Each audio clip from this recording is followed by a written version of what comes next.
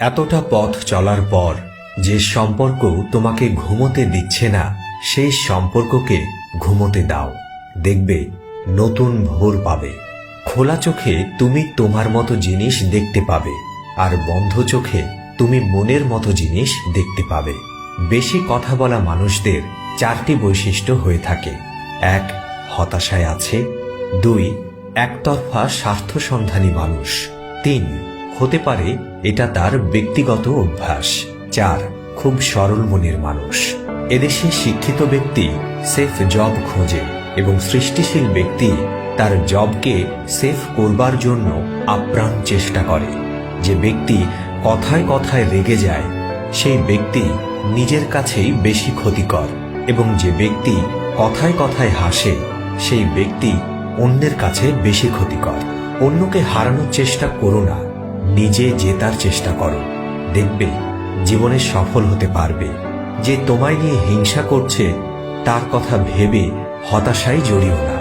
সে তোমায় নিয়ে ইতোমধ্যেই এক আকাশ হতাশায় রয়েছে। নিজের স্বপ্নকে বাস্তবে রূপ দেবার সময় তুমি আরো অনেকের বাস্তব রূপ দেখতে পাবে। বেঁচে থাকাই মূল মন্ত্র।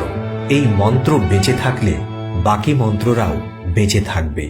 যে তোমাকে স্বপ্ন দেখাচ্ছে, তার স্বপ্ন দেখার আগে একবার ভালো করে তাকে দেখে নাও। হতাশার সময় যে তোমার জীবনে এসেছে, তাকে হৃদয়ে জায়গা দেবার আগে একটু বাজিয়ে দেখে নিও। অন্যের কাছে উদাহরণ হবার জন্য নিজের ভাবনার ধরন বদলাও। এই মায়াবী পৃথিবীর বুকে সবাই সময়ের বন্ধু হলেও সময় হলেই সেটা বুঝতে পারবে। এই বিষয়টা বুঝে নাও যে মূর্খ তোমাকে বুঝতে পারবে না, আর তুমিও কোনোদিন মূর্খকে বোঝাতে পারবে না। সে সুখে নেই, এই খবর পেয়ে আনন্দ পাওয়ার অর্থই হলো তুমিও সুখে নেই। স্বার্থ ফুরিয়ে যাবার পর যে তোমায় জীবন থেকে সরিয়ে দিয়েছে, সে মরে গেছে।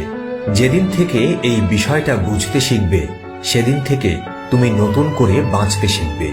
এই কথাগুলি যদি মনে রাখতে পারো এবং নিজের জীবনে মেনে চলতে পারো, তাহলে তোমাকে সফল হতে কেউ আটকাতে পারবে না। যদি ভিডিওটি ভালো লেগে থাকে, তাহলে অবশ্যই আজকের এই ভিডিওটি শেয়ার করবেন।